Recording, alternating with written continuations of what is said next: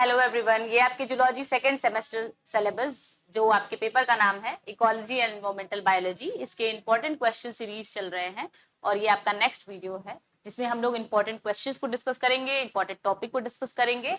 और चलिए आपके क्वेश्चंस को फटाफट से कवर अप करते हैं क्योंकि बहुत सारे क्वेश्चन हमको लगाने हैं और इसमें ज़्यादा से ज़्यादा आपके टॉपिक कवर हो जाए, ये हम मेरा प्राइमरी कोशिश रहेगा। ठीक है, आपके एग्जाम 21 मई को है और आपको पता है कि आप जितना जल्दी और कम समय में जितने जल्दी आप टॉपिक्स को कवर कर लेंगे उतना अच्छा रहेगा। उसके साथ साथ क्वेश्चंस लग जाए तो क्या ही बात है। फिर आपका जो है हम लोग शुरू करते हैं क्वेश्चंस के साथ।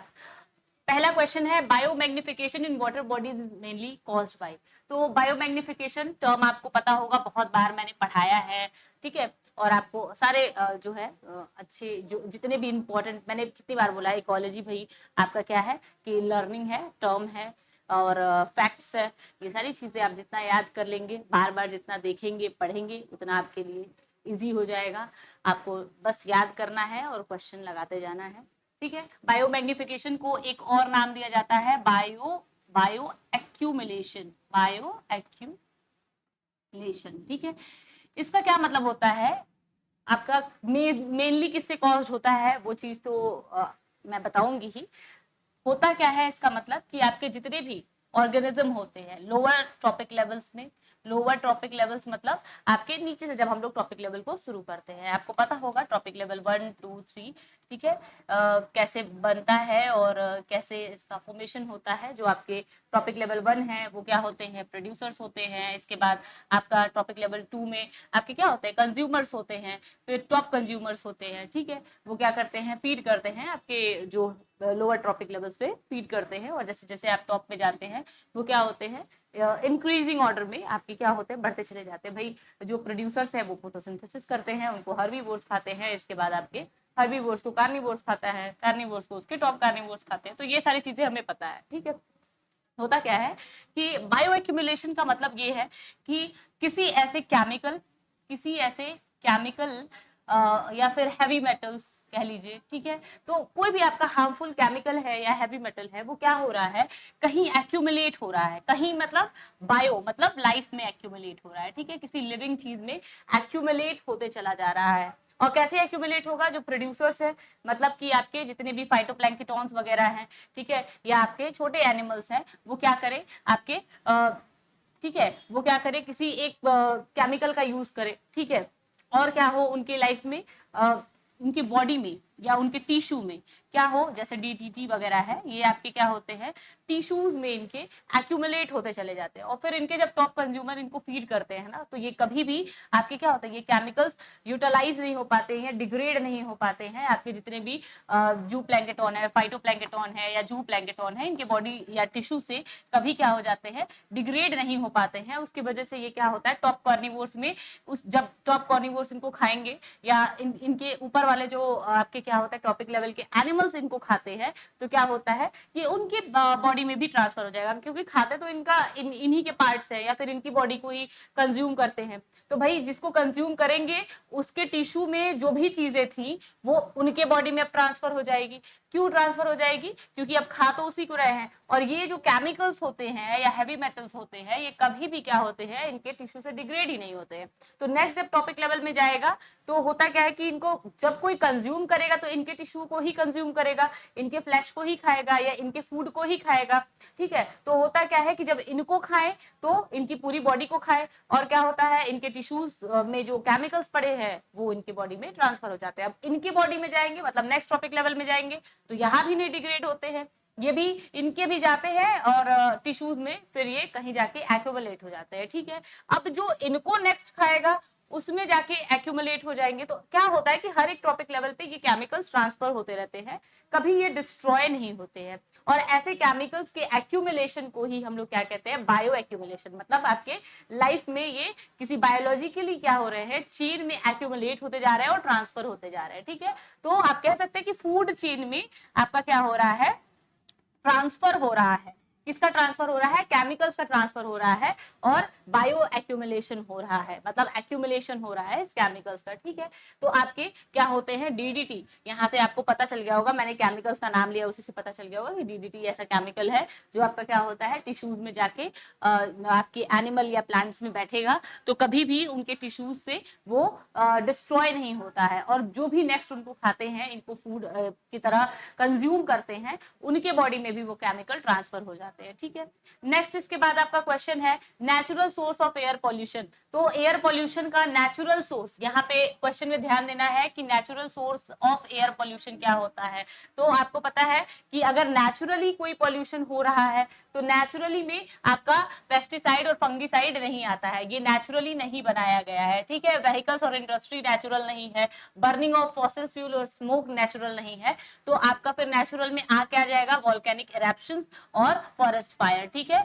कॉमन सेंस का भी क्वेश्चन है और कहीं ना कहीं आपके एक बस समझने का जो है, समझ लेंगे क्वेश्चन ऐसे ही लगेगा, ठीक है। नेक्स्ट क्वेश्चन देखेंगे, मेन एयर पॉल्यूटेंट, ठीक है। मेन एयर पॉल्यूटेंट क्या होते हैं, कार्बन मोनोऑक्साइड होते हैं, ठीक है। आपका जो N2 होता है, आपको पता है कि नाइट्रोजन गैस होता है, नाइट्रोजन गैस होता है, और नाइट्रोजन गैस क्या होता है, 78% ऑलरेडी है, तो पॉल्यूटेंट कैसे हो जाएगा, आपके एयर में 78% ऑलरेडी होते हैं। कार्बन, ये कार्बन डाइऑक्साइड है, ठीक है। और होता क्या है कि कार्बन डाइऑक्साइड, इसका भी परसेंटेज 0.03% आपके एयर में प्रेजेंट है। हाँ, इनका कंसंट्रेशन बढ़ने लगे तो क्या हो जाते हैं, ये एयर पॉल्यूटेंट की तरह बिहेव करने लगेंगे। आपको ये सारी चीजें मैंने बता के रखी हैं। सल्फर, कभी भी आपका सल्फर पॉल्यूशन की तरह नहीं बिहेव करता है, पॉल्यूशन नहीं होता है, सल्फर डाइऑक्साइड पॉल्यूशन होता है, ठीक है। तो आपका सल्फर जो है कभी भी पॉल्यूशन नहीं होता है, ठीक है। और आपके जो CO होते हैं, इनका कंसंट्रेशन आपके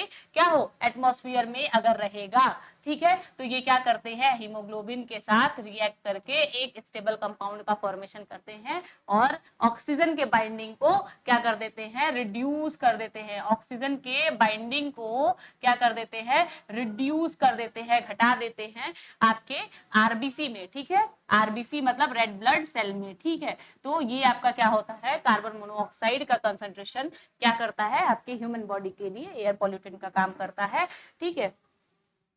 और है आपका विच of the following gas makes the most stable combination with the haemoglobin of RBC. तो आपको पता है कि कार्बन मोनोऑक्साइड जो होता है, कार्बन मोनोऑक्साइड जो होता है, ऑक्साइड जो होता है, ये क्या करता है, स्टेबल कंपाउंड बनाता है आपके आरबीसी के साथ, ठीक है, हीमोग्लोबिन के साथ बनाता है, ठीक है।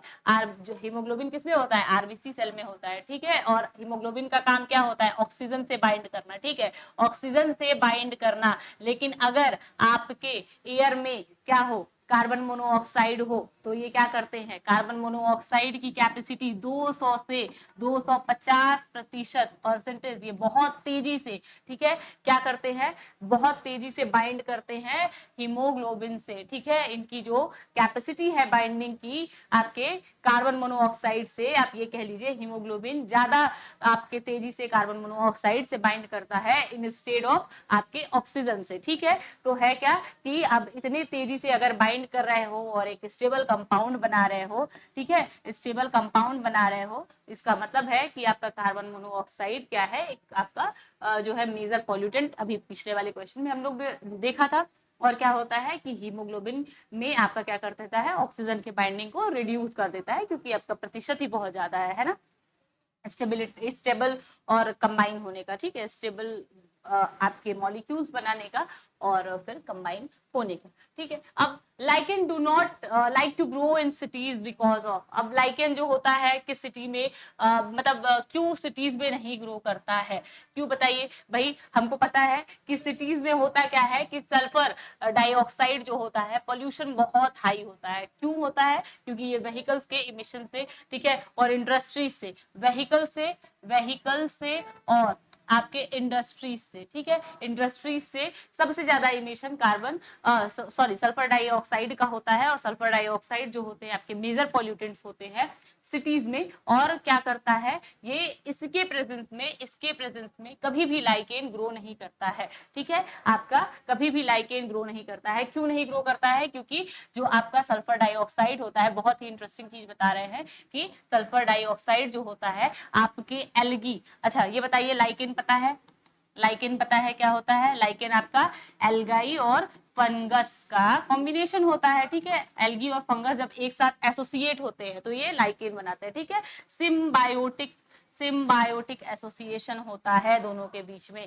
तो ये सल्फर डाइऑक्साइड जो होता है इनको सिम्बायोटिक एसोसिएशन बनाने ही नहीं देता है। ये एसोसिएशन क्या करता है? ये कैंसिल कर देता है। क्यों कैंसिल कर देता है? क्योंकि सल्फर डाइऑक्साइड जो होता है आपके एल्गी, मतलब आपके एल्गी का काम क्या होता है? फोटोसिंथेसिस करना। फोटोसिंथेसिस कर क्यों रहा है? इसके पास क्लोरोफिल है। क्या है? क्लोरोफिल है। ठीक है, तो करता क्या है सल्फर डाइऑक्साइड? आपके क्लोरोफिल के साथ ही या फिर आपके जो है प्लांट के टिश्यूज को ही डिग्रेड करना शुरू कर देता है या डिस्ट्रॉय करना शुरू कर देता है। तो क्लोरोफिल को डिस्ट्रॉय कर देता है।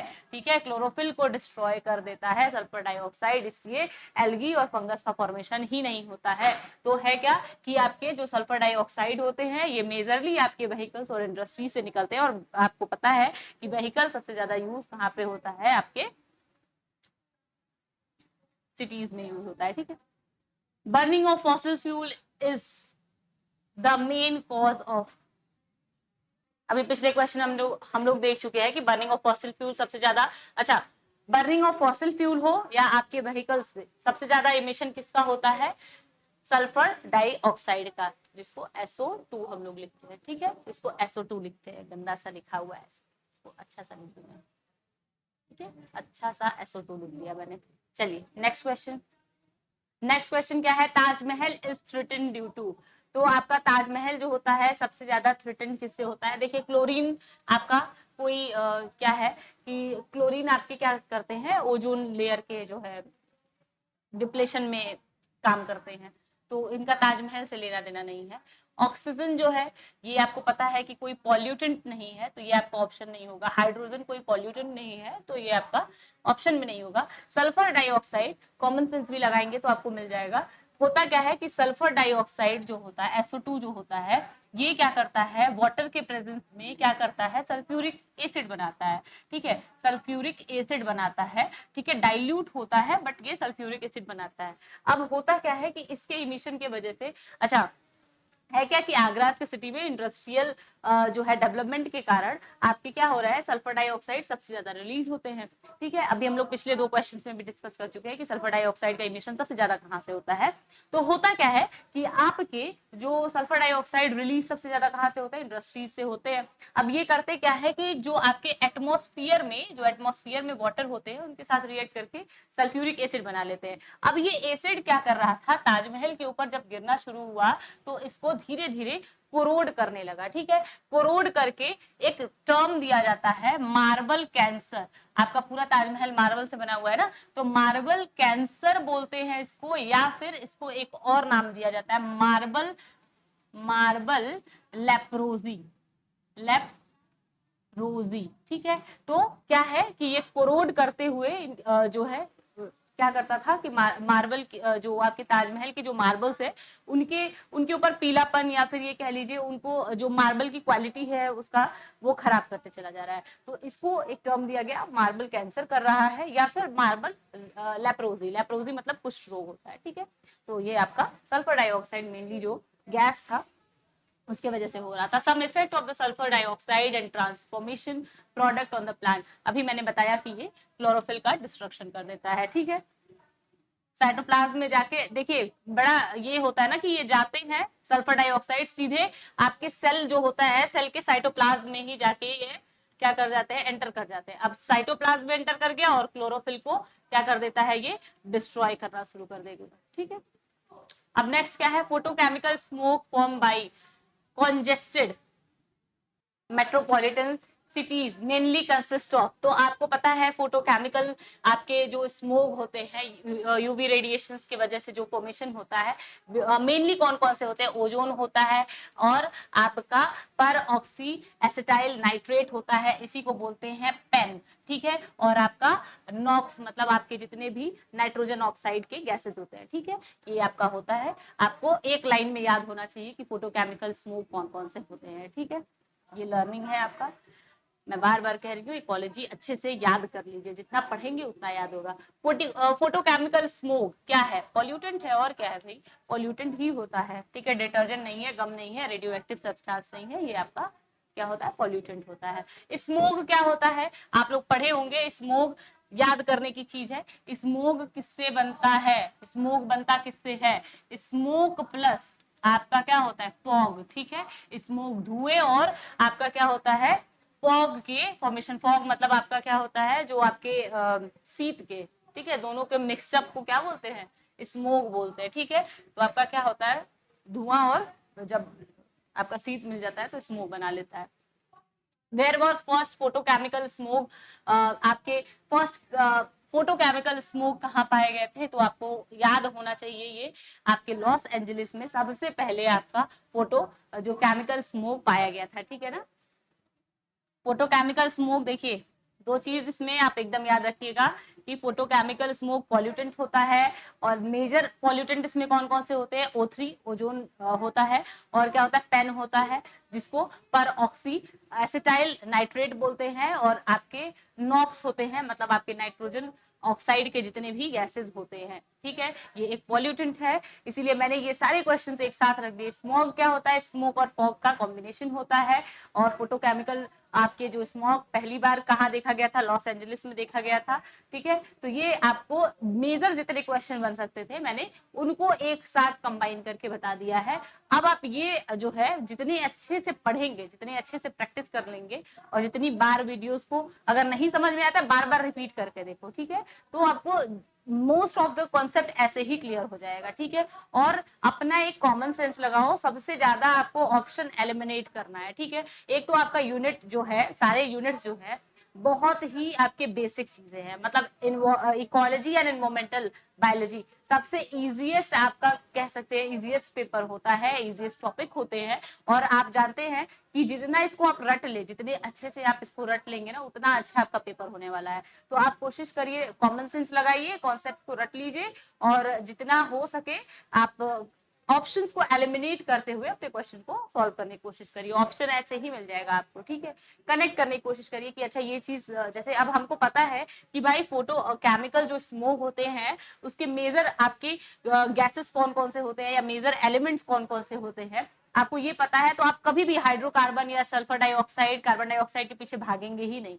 तो है क्या कि कुछ चीजें आपको लर्न करनी पड़ेंगी, कुछ चीजें आपको जो है कॉमन सेंस लगाना पड़ेगा कि भाई आपका फोटोकेमिकल स्मोक क्या है, एक तरह का पॉल्यूटेंट है, ठीक है। स्मोक क्या होता है आपको याद रखना होगा कि स्मोक और फॉग से आपके कॉम्बिनेशन से मिलता है। फोटोकेमिकल स्मोक पहली बार कहाँ देखा गया था, तो आपका लॉस एंजलिस में देखा गया था, ठीक है। अब नेक्स्ट क्वेश्चन है, one of the following metal found in automobiles exhaust and affect health adverse. अब क्या है कि एक ऐसा मेटल्स का नाम बताना है, एक ऐसे जो है मेटल यानी धातु का नाम बताना है जो आपका करता क्या है, ऑटोमोबाइल्स में पाए जाते हैं, मतलब आपके व्हीकल्स में पाए जाते हैं, और क्या करता है आपके हेल्थ को एडवर्स इफेक्ट करता है। तो आपको पता है, आपने कभी नाम सुना होगा, बहुत कॉमन है, लेडेड आपके क्या होते हैं, लेड जो होता है, लेडेड आपके क्या होते हैं, पेट्रोल, पेट्रोल पहले आते थे, अब इससे इमिशन क्या होता था, इससे आपके लेड का इमिशन बहुत ज्यादा होता था। और क्या है, ये जो लेड है आपका मेजर एयर पॉल्यूटेंट की तरह बिहेव करता था ह्यूमंस के लिए। तो क्या किया गया, लेडेड पेट्रोल्स को अब क्या है आपका हटा दिया गया है। तो ठीक है, आप लोगों ने कभी नाम भी सुना होगा, तो लेडेड पेट्रोल जो होते हैं आपके सबसे ज्यादा एग्जॉस्ट होते हैं व्हीकल से, ठीक है। अब नेक्स्ट क्वेश्चन क्या है, green house effect is related to. अब ग्रीन हाउस इफेक्ट आपका क्या है, आपको पता है कि ग्रीन हाउस इफेक्ट आपके ग्लोबल वार्मिंग को करता है। ग्रीन हाउस इफेक्ट के मेजर गैसेस कौन कौन से होते हैं, आपको पता है, कार्बन डाइऑक्साइड है, मीथेन है, ठीक है, और एक आपका N2O होता है। ये आपके मेजर गैसेस होते हैं जो क्या करते हैं, और CFC, ठीक है, क्लोरोफ्लोरोकार्बन, ये आपके मेजर गैसेस है जो क्या करते हैं, ग्रीन हाउस इफेक्ट करते हैं। ग्रीन हाउस इफेक्ट का मतलब है कि ये सारे आपके जो गैसेस होते हैं, ये सारे आपके जो गैसेस होते हैं, अगर इनका कंसंट्रेशन बढ़ जाए, इनका कंसंट्रेशन आपके एनवायरमेंट में बढ़ जाए तो करते क्या है, ये यूवी रेडिएशन को क्या कर लेते हैं, मतलब आपके सन रेजेस को क्या कर लेते हैं, ट्रैप कर लेते हैं, ठीक है। अब ट्रैप कर लिया सन के रेडिएशन को, तो करेंगे क्या, हीट को बढ़ा देंगे और हीट को क्या करते हैं, पूरे आपके बायोस्फीयर में बढ़ा देंगे, मतलब पूरे आपके ब्रह्मांड में ही बढ़ा देते हैं। मतलब है क्या कि अभी हीट को बढ़ा दिया तो पूरा आपका ग्लोबल वार्मिंग, मतलब आपके पूरे वर्ल्ड लेवल पे ये ग्लोबल वार्मिंग करता है, ठीक है। What do you understand by green house effect?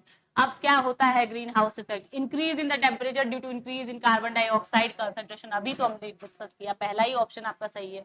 अब बाकी ऑप्शंस को देख लीजिए। Increase in the temperature due to increase in oxygen concentration, oxygen कभी भी पॉल्यूटेंट की तरह बिहेव ही नहीं करता है।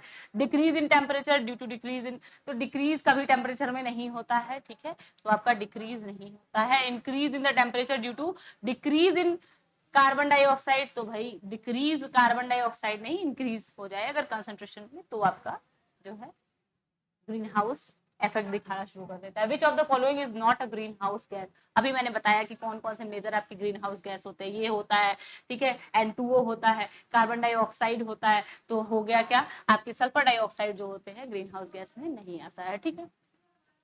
याद रखेंगे तो क्वेश्चन फटाफट से लगेगा।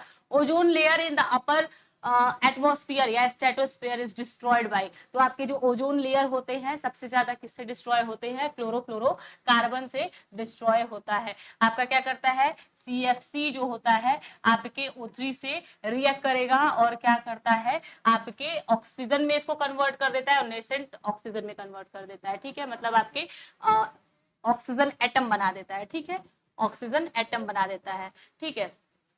एक चीज और क्या करेगा, आपका जो CFC होता है अब क्या करता है, क्लोरीन को रिलीज करता है। क्लोरीन क्या करता है, अब इस नेसेंट ऑक्सीजन के साथ कंबाइन हो जाएगा, ClO बना लिया ना, तो फिर अब मान के चलिए ये जो ClO है अब दूसरे जब O3 से रिएक्ट करता है तो इसमें से भी आपके नेसेंट ऑक्सीजन निकाल रहा है, ठीक है, नेसेंट ऑक्सीजन निकाल रहा है और ऑक्सीजन निकालता है, ठीक है, ऑक्सीजन आपके निकालता है और नेसेंट ऑक्सीजन निकालता है, ठीक है, या ऑक्सीजन एटम निकालता है, ठीक है, नेसेंट ऑक्सीजन या ऑक्सीजन एटम बोलते हैं, ठीक है। तो है क्या कि फिर आपकी ये जो ऑक्सीजन एटम है, ठीक है, अब इनके साथ फिर क्लोरीन रिएक्ट करता है, मतलब आपका ये वाला जो क्लोरीन है ना फिर इसके साथ रिएक्ट करेगा, फिर आपका क्या करता है, नेसेंट ऑक्सीजन के साथ रिएक्ट करता है, तो है क्या, ठीक है, ऑक्सीजन से रिएक्ट करके आपका क्या करेगा, ये ऑक्सीजन और ये ऑक्सीजन मिलके आपके O2 बना लेंगे, ठीक है। तो है क्या कि फिर ये क्लोरीन फिर से फ्री हो जाता है, ठीक है, फिर ये क्लोरीन फिर से फ्री हो जाएगा, फिर किसी और आपके O3 से कंबाइन करेगा, तो हर बार कर क्या रहा है कि ये फ्री होके आपके बार बार आपके ऑक्सीजन डाइऑक्साइड का फॉर्मेशन कर ले रहा है, ठीक है। तो है क्या कि आपका CO3 को कन्वर्ट किस में कर देता है, आपके CO2 में कन्वर्ट कर देता है आपका जो CFC गैस होता है। तो अल्टीमेटली ये जो काम कर रहे हैं भाई, ये कैटलिस्ट की तरह बिहेव करते हैं, मतलब रिएक्शन करवाएंगे, ठीक है, इसके बाद हट जाते हैं, क्या करते हैं, कैटलिस्ट की तरह बिहेव करते हैं, रिएक्शन करवाएंगे और हट जाएंगे, ठीक है। आपका जो क्लोरोफ्लोरोकार्बन का क्लोरीन जो होता है वो क्या करता है, आपकी कैटलिस्ट की तरह बिहेव करेगा, रिएक्शन करवाएगा और फिर हट जाएगा, और क्या करता है, O3 मतलब ओजोन आपके जो मॉलिक्यूल्स होते हैं उनको ऑक्सीजन में कन्वर्ट कर देता है, ऑक्सीजन डाइऑक्साइड में कन्वर्ट कर देता है, और इसीलिए आपके क्या हो जाते हैं, ये जो आपकी टॉप मोस्ट ओजोन की लेयर होती है वो धीरे धीरे डिप्लेट होना शुरू हो जाएगी, ठीक है। अब केमिकली तो वो कन्वर्ट हो जा रहा है ना ऑक्सीजन में, तो है क्या कि अब बर्बाद कर दे रहा है, हटते चला जाएगा ऑक्सीजन, O3 की क्वांटिटी कम हो जाएगी, ठीक है। Major aerosol pollutant present in the jet plane emission, तो आपके जो एरोसोल पॉल्यूटेंट मेजरली कौन से होते हैं, उसमें आपके फ्लोरोकार्बन होते हैं, या इसी को CFC बोलते हैं, क्लोरोफ्लोरो कार्बन होता है, ठीक है। ये आपके मेजर पॉल्यूटेंट्स होते हैं जो आपके जेट में यूज होते हैं, ठीक है, प्लेन या फिर प्लेन जो है जेट प्लेन इमिशन में यूज होते हैं। ऐसा नहीं कि इसके फ्यूल में यूज होते हैं, अच्छा ठीक है, ये कंफ्यूजन और मैं क्लियर कर दे रही हूँ, जेट के प्लेन के फ्यूल में ये नहीं यूज होते हैं, ठीक है, फ्यूल में इसका यूज नहीं होता है। जो आपके AC वगैरह या फिर आपके जितने भी मेंटेनेंस के लिए रेफ्रिजरेटर वगैरह आपके जेट में होते हैं, उनके अंदर ये आपके CFC आपको पता है कि ये कूलेंट्स की तरह यूज किया जाता है। CFC जो गैस होता है, CFC गैस कैसे कूलेंट की तरह यूज किया जाता है ना। तो आपके क्या होते हैं, ये एरोसोल स्प्रे है या आपके डिओड्रेंट्स है, ये सारी चीजें आपके जो है प्लेन में यूज हो रही हैं, ठीक है, या फिर आपके रेफ्रिजरेटर यूज हो रहे हैं, ठीक है। तो वहां पे जब ये CFC गैस क्या होते हैं, मेंटेनेंस के टाइम में, जेट का जब मेंटेनेंस हो रहा है या प्लेन का जब मेंटेनेंस हो रहा है, उस टाइम पे क्या किया जाता है कि ये गैसेस को आपके एटमॉस्फेयर में रिलीज कर दिया जाता है। आपको पता है कि आपके जो जेट होते हैं ये आपके कहाँ होते हैं, स्ट्रेटोस्फेयर में, जहाँ पे आपका अभी यहाँ पे दिया हुआ है ना कि O3 आपका लेयर कहाँ होता है, स्ट्रेटोस्फेयर में होता है, ठीक है। यहीं पे ये लोग भी उड़ते हैं, ठीक है ना, तो आपके प्लेन्स वगैरह यहीं उड़ते हैं। तो मेंटेनेंस के टाइम में ये गैसेस रिलीज कर दिए जाते हैं। अब जब इन गैसेस का रिलीज यहाँ पे होता है तो है क्या कि ये गैसेस क्या कर देती हैं, फिर वही O3 के लेयर्स को डिप्लीट करना शुरू कर देंगी, ठीक है। तो कनेक्ट कर लीजिएगा, आपका आंसर होगा फ्लोरोकार्बन, ठीक है। आपका जो है ओजोन डे कब सेलिब्रेट होता है या कब मनाया जाता है, तो 16 सितंबर को इसका सेलिब्रेशन होता है, ठीक है, आपको ये याद रखना पड़ेगा। नेक्स्ट क्वेश्चन है, which of the following radiations is non ionising has more specific biological effect than other.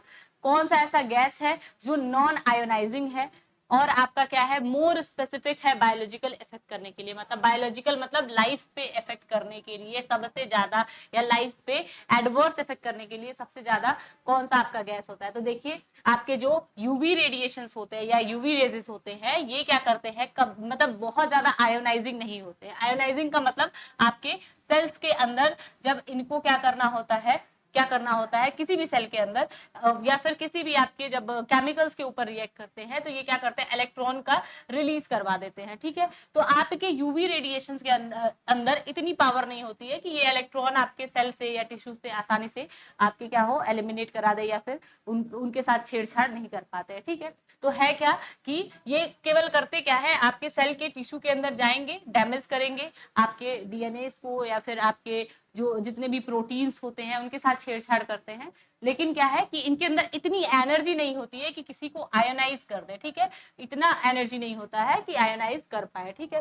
बाकी आपके एक्स रेज या फिर आपके गामा रेज और बीटा रेज, इनके पास बहुत सारी एनर्जी होती है जो आयोनाइजिंग एनर्जी होती है, मतलब आपके सेल्स या टिश्यूज को पूरे उनके जो है उनके पार्टिकल्स के साथ छेड़छाड़ करना शुरू कर देंगे, उनके टिश्यूज को बहुत तेजी से आपके डैमेज करना शुरू कर देते हैं। ज्यादातर उनके जो डीएनए और आरएनए के मॉलिक्यूल्स होते हैं यहाँ पे आपके जो है वो छेड़छाड़ ज्यादा करेंगे। तो है क्या कि आपका जब आप पढ़ेंगे कि रेडिएशंस आपके कितने टाइप के होते हैं, आयोनाइजिंग और नॉन आयोनाइजिंग तरीके के, ठीक है, तो आपको नॉन आयोनाइजिंग में क्या याद रखना है कि यूवी रेजेस होते हैं, बाकी एक्स रेज, आपका गामा रेज और बीटा रेज ये सारे आपके आयोनाइजिंग रेजेस में या रेडिएशंस में आते हैं। ये आपका लर्निंग कॉन्सेप्ट था, ठीक है। तो आप जितना ज्यादा अपने कॉन्सेप्ट को क्लियर रखेंगे उतना आसानी से आपका क्वेश्चन लगते चला जाएगा, ठीक है।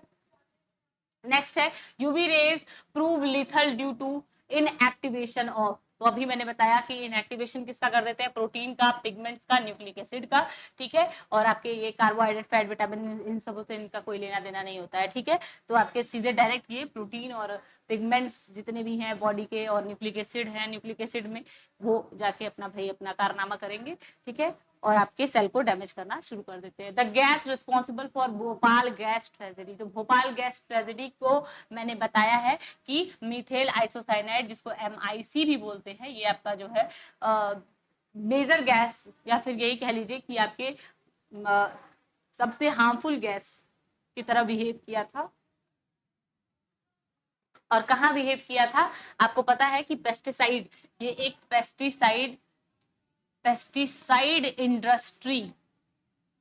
इंडस्ट्रीज में यूज होने वाला, ठीक है, केमिकल है और यहाँ पे यूज हुआ था। और है क्या कि ये जब आपके वाटर के साथ रिएक्ट करता है तो बहुत ही हार्मफुल गैस का फॉर्मेशन करता है, ठीक है, हार्मफुल केमिकल का फॉर्मेशन करता है, ठीक है। तो आपके याद रखना पड़ेगा आपको कि methyl isocyanide was the gas which was release at the Bhopal gas tragedy, ठीक है। और आपको पता है कि भोपाल गैस ट्रेजेडी कब हुआ था, 1984, 2 दिसंबर 1984 को हुआ था। डेट भी याद रखना है आपको, गैस कौन सी रिलीज हुई थी ये भी याद रखना है, और कैसा पोल्यूशन था, तो आपका इंडस्ट्री का एक मेजर जो है पेस्टिसाइड इंडस्ट्री से आपके ये पोल्यूशन या पोल्यूशन कह लीजिए, या फिर ये एक मेजर आपका जो डिस्ट्रैक्शन जो था या आपका मेजर, इसको सबसे ज्यादा पता है आपको कि सबसे ज्यादा इसको एक मेजर इवेंट में लिया जाता है कि इंडस्ट्रीज के साइड इफेक्ट का या इंडस्ट्रीज के इवॉल्व होने का सबसे बड़ा ये मेजर आपका खतरनाक डेंजरस जो है चीज आपके पूरे अभी तक वर्ल्ड में इसका नाम लिया जाता है कि देखिए भाई इससे क्या हुआ था, ठीक है। तो डेवलपमेंट के नाम पे कितने बड़े नुकसान को हम लोग झेले थे, और एक रात में, ठीक है, 2 बजे की रात और सुबह तक होते होते आपके 25 जो है 100 तक 2500 लोग इतने ही देर में डेथ हो गई थी उनकी सफोकेशन से, और इस जो है मेजर जो मेथाइल आइसोसाइनाइड है इसके रिलीज के वजह से इतने लोगों की रातों रात डेथ हो गई थी, ठीक है। क्वेश्चंस विजिबल तो है ना आपको, ठीक है। देखिए, decomposition of domestic waste under natural process is known as, decomposition of domestic waste आपके नेचुरल प्रोसेस के अंदर अगर डिकम्पोज हो रहा है तो इसको बोलते हैं बायोडिग्रेडेबल, ठीक है। बायोडिग्रेडेबल पॉल्यूटेंट है, इसका मतलब है कि वो डिकम्पोज हो जा रहा है। नेचुरल आपका क्या है, decomposition of domestic waste under natural process, तो इसको बायोडिग्रेडेबल डिकम्पोजिशन बोलते हैं। और आपके क्या होते हैं, जितने भी ऑर्गेनिक वेस्ट होते हैं, ऑर्गेनिक वेस्ट होते हैं, ये क्या होते हैं, आपके बायोडिग्रेडेबल होते हैं, बायोडिग्रेडेबल होते हैं। बाकी आपके नॉन जो जितने भी आपके नॉन बायोडिग्रेडेबल में आते हैं, प्लास्टिक वगैरह होते हैं, जिनको आपके क्या होते हैं, कभी भी डिकम्पोजर उनको डिकम्पोज नहीं कर पाते हैं, माइक्रो ऑर्गेनिज्म उनको डिकम्पोज नहीं कर पाते हैं, बहुत बेसिक है।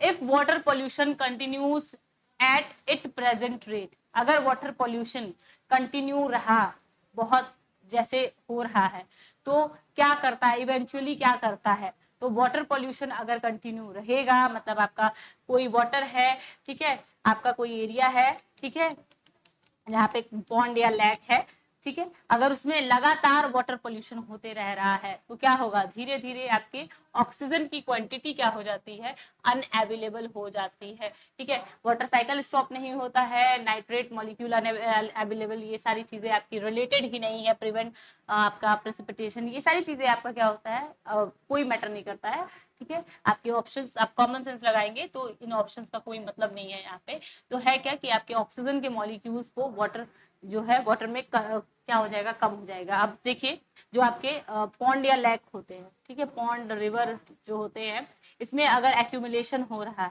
आपके डोमेस्टिक वेस्ट का, डोमेस्टिक वेस्ट का, तो मैंने अभी बताया कि डोमेस्टिक वेस्ट ज्यादातर ऑर्गेनिक वेस्ट होते हैं, ठीक है, ऑर्गेनिक वेस्ट होते हैं, इनको मतलब बायोडिग्रेडेबल होते हैं, मतलब बायोडिग्रेडेबल होते हैं, ठीक है। इनको माइक्रो ऑर्गेनिज्म क्या करते हैं, माइक्रो ऑर्गेनिज्म जो होते हैं ऑक्सीजन के प्रेजेंस में क्या करते हैं, डिग्रेड कर देते हैं, डिकम्पोज कर देते हैं, ठीक है।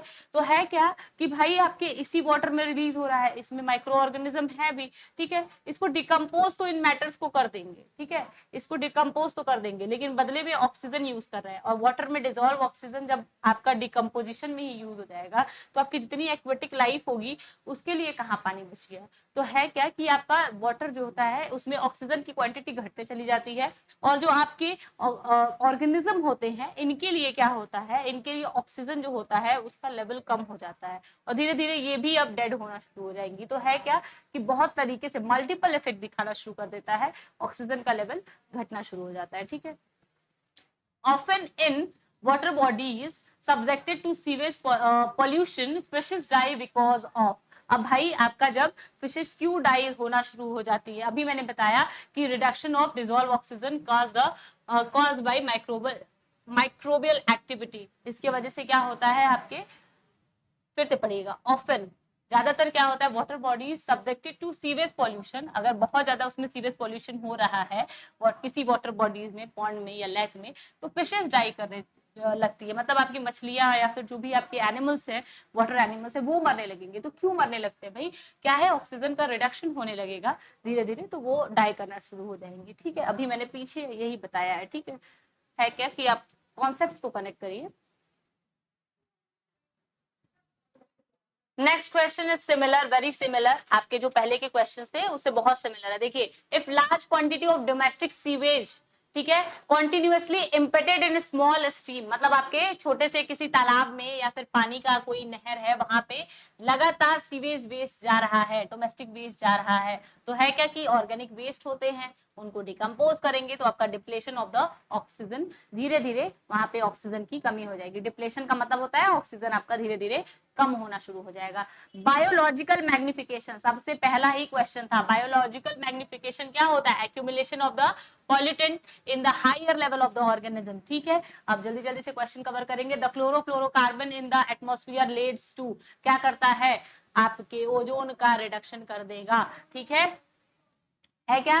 फिर मिनेमाटा डिजीज किससे होता है? तो आपके जो मिनेमाटा डिजीज है, आपने पढ़ा होगा या कभी सुना होगा, ठीक है, और नहीं पढ़ा है तो आप जान लीजिए कि मर्क्यूरी जो होती है, मर्क्यूरी क्या होता है? टिश्यू में एक्यूमुलेट होने लगता है। इसका बायो एक्यूमुलेशन के वजह से मर्क्यूरी आपका क्या होता है? एक हैवी मेटल की तरह बिहेव करेगा और क्या करता है? टिश्यू में एक्यूमुलेट होना शुरू हो जाता है। स्पेशली आपके जो फिशेस वगैरह होती हैं, इनमें क्या होता है? अच्छा, मर्क्यूरी आ कहां से रहा था? मर्क्यूरी आ कहां से रहा था? इंडस्ट्रीज से, इंडस्ट्रीज से आ रहा था। ठीक है, आपके इंडस्ट्रीज से वाटर बॉडी में क्या हो रहा था? मर्क्यूरी, जितने भी केमिकल यूज किए जाते थे उसमें मर्क्यूरी की जो क्वांटिटी होती थी, मर्क्यूरी को Hg लिखते हैं ना, इसकी क्वांटिटी बहुत हाई होती थी। ठीक है, तो इनके जो है ये जो केमिकल्स होते थे आके वाटर बॉडी में क्या हो जाते थे? कहीं ना कहीं डिपॉजिट हो जाते थे। तो अब जो एनिमल इसमें है प्रेजेंट, वो क्या करते थे? अब कुछ भी खाते थे तो मर्क्यूरी साथ में केमिकल चला गया, अब इनके टिश्यू में जाके डिग्रेड तो हो नहीं रहा है, बायो एक्यूमुलेट हो जा रहा है धीरे धीरे। तो ये करता क्या था कि आपके ज्यादातर नर्वस सिस्टम के जितने भी प्रॉब्लम्स होते थे वो करता था। ठीक है, तो मिनेमाटा डिजीज आपका सबसे पहले जो है मर्क्यूरी की एक्यूमुलेशन की वजह से होता है। और सबसे पहले पता है मिनेमाटा डिजीज जापान में हुआ था। ठीक है, जापान के लोग सबसे ज्यादा डेवलप्ड है और सबसे ज्यादा आपका डिजीज भी यही पाया जाता है। ठीक है, इसके बाद है among which of the following which one of is likely to have highest concentration of DDT. अच्छा, डीडीटी का सबसे हाईएस्ट कंसंट्रेशन पता है कहाँ होता है? टॉप टॉपिक लेवल में होता है। जैसे आपके प्रोड्यूसर्स हैं, ठीक है, अब भाई खाएंगे तो कितना केमिकल खा लेंगे? थोड़ा थोड़ा खाएंगे ये। ठीक है, अब है क्या कि ये थोड़े थोड़े केमिकल को स्टोर, मतलब इनके बॉडी में थोड़ा ही केमिकल होता है, लेकिन जो आपके इनके टॉप के कंज्यूमर्स होते हैं ना, वो आपके क्या होते हैं? एनिमल्स जो होते हैं ये बिगर होते हैं, बिगर एनिमल्स होते हैं। ठीक है, बिगर एनिमल है तो ज्यादा फूड खाएंगे, क्या कहेंगे? मोर फूड खाएंगे। और मोर फूड का मतलब है कि ज्यादा आपके एनिमल्स, जो आपके नीचे के इनके एनिमल्स है, लोअर टॉपिक लेवल के एनिमल्स है, इनको ज्यादा ज्यादा से ज्यादा खाएंगे। ठीक है, अब क्वांटिटी ज्यादा खा रहे हैं तो जितना इनके बॉडी में केमिकल है, इनके भी बॉडी का केमिकल, इनके भी बॉडी का केमिकल, अगर मान के चलो चार को भी खा रहे हैं तो चारों का जितना केमिकल था, ये एक एनिमल जो है बिगर, जो ऊपर के टॉपिक लेवल है, वो एक एनिमल आपके चार एनिमल का क्वांटिटी क्या कर लिया? एक्यूमुलेट कर लिया है। ठीक है, अब इनके जो टॉप कंज्यूमर्स होते हैं, इनको जब खाएंगे, ठीक है, तो इनके नंबर्स को ज्यादा खाएंगे, तो दो तीन में से आपके क्या होते हैं? दो या तीन भी खाएंगे। ठीक है, इनके टॉप कंज्यूमर्स, तो है क्या कि उनके अंदर और क्वांटिटी ज्यादा स्टोर हो जाएगी। तो डीडीटी या ऐसे केमिकल जो होते हैं थोड़े अमाउंट में आपके नीचे वाले जो एनिमल्स होते हैं उनके अंदर होता है। इसके बाद जैसे जैसे टॉपिक लेवल बढ़ता जाता है वैसे वैसे अमाउंट जो है इन केमिकल्स की टॉप टॉपिक लेवल्स में ज्यादा से ज्यादा होने लगती है। तो फाइटोप्लैंक्टन आपके सबसे छोटे प्रोड्यूसर्स होते हैं, तो इनके अंदर क्वांटिटी बहुत कम होती है। अरे भाई बहुत कम क्वांटिटी होगी। अब ईल जो है ये आपके आता है टॉप कंज्यूमर्स में, लेकिन आपका सबसे टॉप कंज्यूमर्स नहीं होता है। ठीक है, सबसे टॉप कंज्यूमर नहीं होता है। अब ये एक सी गुल जो है, एक बर्ड होती है, एक बर्ड होती है। ठीक है, जो आपके वल्चर वगैरह जैसे होते हैं ना, स्कैवेंजर्स होते हैं जो डेड बॉडी को खाने का काम करते हैं, तो ये जो होते हैं आपके एनिमल्स, जो एक्वेटिक एनिमल्स होते हैं उनको पकड़ पकड़ के खाते हैं। ठीक है, और ये बर्ड्स होती हैं। ठीक है, तो है क्या कि ये बड़े बड़े आपके जो मछलियां वगैरह होती है उनको पकड़ के खाती हैं। तो है क्या कि ये आपके टॉप कंज्यूमर्स में आता है। ठीक है, और स्कैवेंजर्स की तरह बिहेव करता है, डेड बॉडीज को ज्यादातर खाते हैं। ठीक है, where did the endemic bone softening disease, ठीक है, इटाल ऑकर। तो आपका जो इटालिटाल जो है ना, ये आपके सबसे पहले कहाँ पाया गया था, जापान में पाया गया था, ठीक है। और ये सबसे आपका जो है जापान वही है ना, सबसे मोस्ट डेवलप कंट्री है और सबसे ज्यादा आपके डिजीज यहीं पाए जाते हैं और सबसे पहले यहीं डिस्कवर भी होता है, ठीक है। नेक्स्ट क्वेश्चन, मेट हीमोग्लोबिन, ठीक है, हीमोग्लोबिन है ये, हीमोग्लोबिन आपका जो है अकर इन इन्फेंट्स, मतलब छोटे बच्चों में, बेबीज में, ठीक है, बेबीज में, ठीक है, क्या होता है, and farming animal by poisoning of. तो देखिए आपके जो फार्मिंग में सबसे ज्यादा फॉस्फेट और नाइट्रेट का यूज किया जाता है, ठीक है। तो है क्या कि आपके जो नाइट्रेट्स होते थे बेसिकली आपके पेस्टिसाइड्स वगैरह में यूज होते हैं और वाटर आपका कहीं ना कहीं पोल्यूशन करेंगे।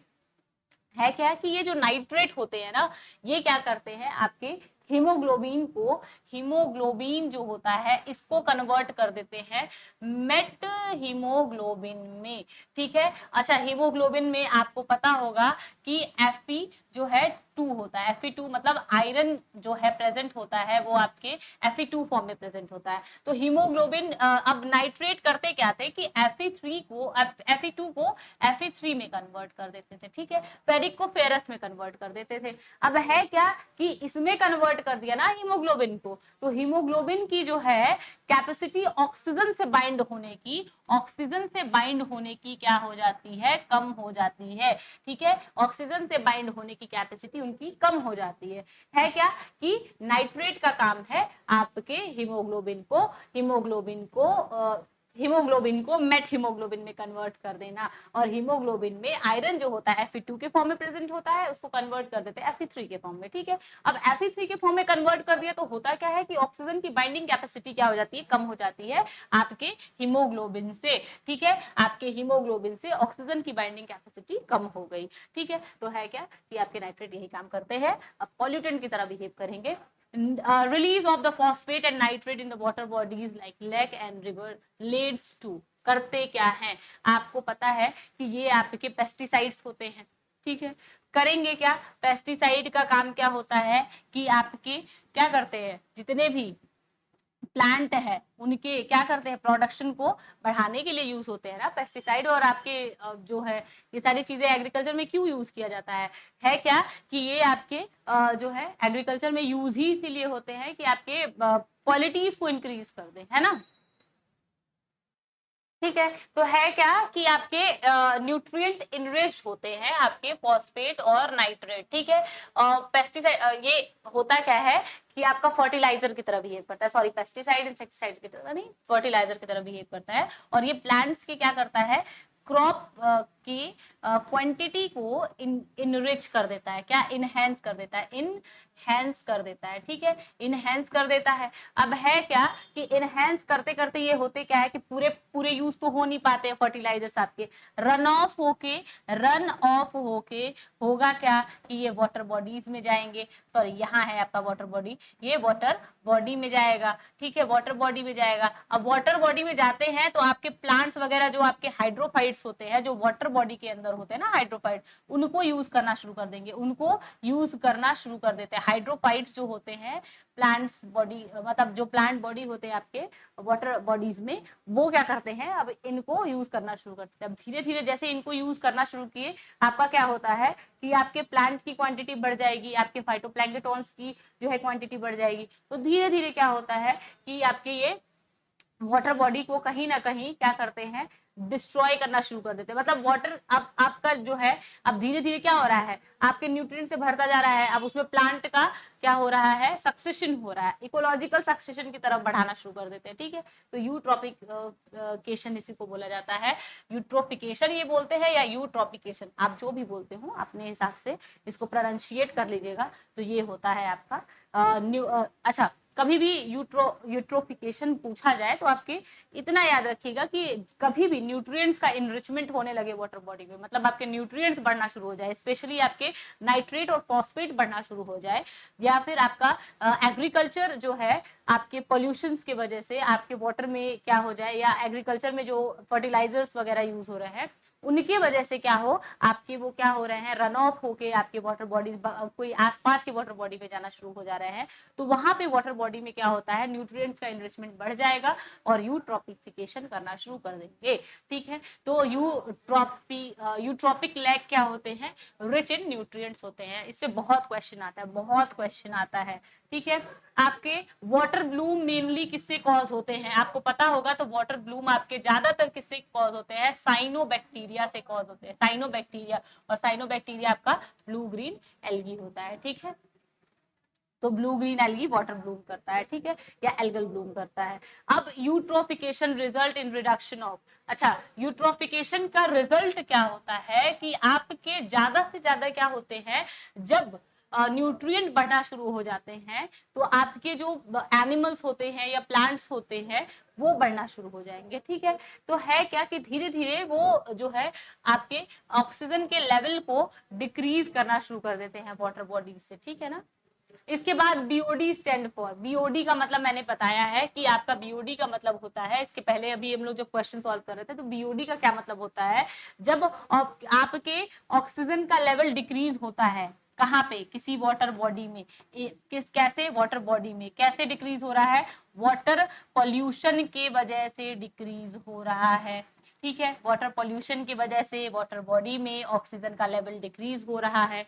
तो होता क्या है कि आपके क्या होते हैं, अच्छा ऑक्सीजन का लेवल क्यों डिक्रीज होता है, आपके जितने भी वाटर पॉल्यूशन कैसे होंगे, आपके वाटर पॉल्यूशन कैसे होते हैं, डोमेस्टिक सीवेज, डोमेस्टिक, ठीक है, डंपिंग की वजह से या सीवेज की वजह से होता है। ठीक है, तो है क्या कि आपके डोमेस्टिक सीवेज में क्या होते हैं, ऑर्गेनिक वेस्ट होते हैं। ऑर्गेनिक वेस्ट को डिकम्पोज कौन करता है, डिकम्पोजर्स करते हैं। कैसे करते हैं, ऑक्सीजन का यूटिलाइजेशन करेंगे और इसी वजह से तो ऑक्सीजन घट रहा है। ठीक है, तो है क्या कि ऑक्सीजन धीरे धीरे घटना शुरू हो जाएगा और जब डिकम्पोजर्स क्या करेंगे, ज्यादा से ज्यादा ऑक्सीजन को यूज करने लगेंगे ऑर्गेनिक वेस्ट को सड़ाने के लिए, इसी को हम लोग कहते हैं बायोकेमिकल जो है डिमांड बढ़ जा रही है। मतलब आपके ऑर्गेनिक वेस्ट को डिग्रेड करने के लिए ऑक्सीजन का डिमांड बढ़ जा रहा है, इसी को हम लोग कहते हैं बीओडी या बायोकेमिकल ऑक्सीजन डिमांड भाई बढ़ जा रहा है। जब पोल्यूशन ज्यादा होगा, जब पोल्यूशन ज्यादा है तो आपका क्या होता है,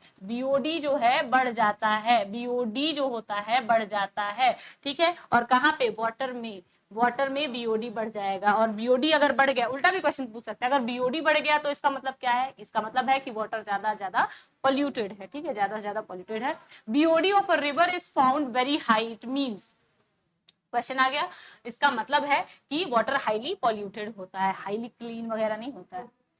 अब क्या है, when huge amount of the sewage is dumped into the river, BOD will obviously it will increase, भाई बढ़ते ही चला जाएगा। ठीक है ना, नेक्स्ट क्वेश्चन क्या है, द टर्म न्यूक्लियर विंटर। अच्छा, न्यूक्लियर विंटर बड़ा इंटरेस्टिंग टर्म है। देखिए होता क्या है, जब भी आपके न्यूक्लियर रिएक्शंस होते हैं, अगर कोई आपका क्या है, न्यूक्लियर रिएक्शन की वजह से कोई भी लॉस हुआ है, ठीक है, या फिर आपका कोई भी आपके जो है ब्लास्ट हुए हैं, या फिर आपका न्यूक्लियर जो है रिएक्शन वाला जो जगह है उसमें कोई हानि हुई है, तो होता क्या है कि ज्यादा से ज्यादा आपके गैसेस जो है रिलीज होते हैं। होता क्या है उस टाइम पे, होता क्या है, जो भी गैसेस आपके रिलीज होते हैं, ठीक है, न्यूक्लियर रिएक्शन के टाइम पे, ठीक है, अगर गलती से, देखिए न्यूक्लियर चैम्बर होता है, कभी भी रिएक्शन होता है तो एक चैम्बर में कराया जाता है, न्यूक्लियर जितने भी रिएक्शन होते हैं एक चैम्बर में कराया जाता है। तो ज्यादा से ज्यादा आपके क्या होते हैं, चीजें तो वहां पे सेफ होती हैं, बट कभी कोई आपका चैम्बर में लीक हो गया या कुछ हो गया तो जो गैसेस रिलीज होते हैं वो करते क्या है, आपके एटमॉस्फेयर में जाएंगे, एटमॉस्फेयर में जाएंगे, एटमॉस्फेयर में जाके क्या करते हैं, जब ये एटमॉस्फेयर में प्रेजेंट होना तो करते क्या है, जो सनलाइट की रेजेज आती हैं, सनलाइट की जो रेजेज आती हैं इनको कर देते हैं ब्लॉक। सनलाइट के रेजेस को, रेज ऑफ सनलाइट जो है वो हो जाता है ब्लॉक। ठीक है, अब ब्लॉक्ड हो गया तो मतलब अर्थ तक आ ही नहीं रहा है। ठीक है, अर्थ तक आपके आ ही नहीं रहा है, तो अर्थ क्या होता है, बहुत दिन तक, अगर आपके बहुत टाइम तक, मतलब बहुत दिन तक या फिर लॉन्ग टाइम तक क्या हो कि सनरेजेस नहीं आते हैं, तो होता क्या है कि आपका एक कूल या फिर कह सकते हैं कहीं ना कहीं ये विंटर वाला जो है इफेक्ट देना शुरू कर देगा। इसी को हम लोग क्या कहते हैं, न्यूक्लियर विंटर कहते हैं। तो अब मैं बताऊं आपको कि न्यूक्लियर आपका विंटर एसोसिएटेड किससे होता है, न्यूक्लियर वार से नहीं एसोसिएटेड होता है, ठीक है, डिसआर्मेंट से नहीं एसोसिएटेड होता है, ठीक है, शक्तिकरण से नहीं, आपके न्यूक्लियर वेपन टेस्टिंग, ठीक है, इससे भी नहीं, ठीक है, ठीक है। तो आपका लास्ट ऑप्शन ये बच गया कि आफ्टर मैथ मतलब बाद के इफेक्ट होते हैं आपके न्यूक्लियर होलोकास्ट, मतलब आपके अगर कोई बहुत सारे आपके जो है कहीं ना कहीं या टेस्टिंग में है या आपके कहीं भी मतलब डिसआर्मेंट्स में है, सबको मिला के एक होलोकास्ट, ठीक है, काउस्ट हुआ है, तो उनके आफ्टर मैथ मतलब बाद के जो है रिजल्ट की वजह से ये आपका न्यूक्लियर विंटर देखने को मिलता है, ठीक है ना। तो ये बहुत दिन तक जब प्रोलॉन्ग टाइम तक क्या हो कि आपके सन जो रेजेस हैं वो ब्लॉक हो गई हो आपके स्मॉग से, सूट से, ठीक है, तो होता क्या है कि आपका ये कहीं ना कहीं न्यूक्लियर विंटर इफेक्ट दिखाना शुरू कर देंगे। MIC मतलब आपका वही मेथाइल आइसोसाइनेट है और चार्नोबाइल, ठीक है, आप जो भी बोलते हो, यहाँ पे आपका चार्नोबिल दिया हुआ है या चेरनोबिल, आप जो भी बोलते हो, ठीक है, ये अपने हिसाब से प्रोनाउंशिएट कर लीजिएगा। ट्रेजेडीज कब हुआ था, तो मैंने बताया है कि आपका MIC जो है या मेथाइल आइसोसाइनेट भोपाल में हुआ है, 1984 में हुआ है, ठीक है, ठीक है। अब क्या है, यूक्रेन में, यूक्रेन के एक जगह का नाम है चार्नोबिल, वहां पे ये ट्रेजेडी हुई थी और 1986 में हुआ था, तो आपका करेक्ट आंसर हो जाएगा भोपाल। 1984 में आपके भोपाल गैस ट्रेजेडी हुई थी मिथेल आइसोसाइनाइड से। अच्छा, चार्नोबिल डिजास्टर वाज कॉज्ड बाय, अच्छा चार्नोबिल डिजास्टर हुआ किससे था, हुआ था आपके न्यूक्लियर रिएक्टर के एक्सीडेंट की वजह से होता है, ठीक है, जो आपके न्यूक्लियर रिएक्टर होते हैं अगर उनमें कहीं लीक हो गया, एक्सीडेंट हो गया, तो उसके वजह से होता है, ठीक है। One of the most dangerous radio active pollutant, सबसे डेंजरस इसमें रेडियो एक्टिव पॉल्यूटेंट आपको पता है स्ट्रोमियम होता है। अगर याद करेंगे तो स्ट्रोमियम जो होता है आपके सबसे ज्यादा डेंजरस रेडियो एक्टिव आपके पॉल्यूटेंट्स में आता है, ठीक है।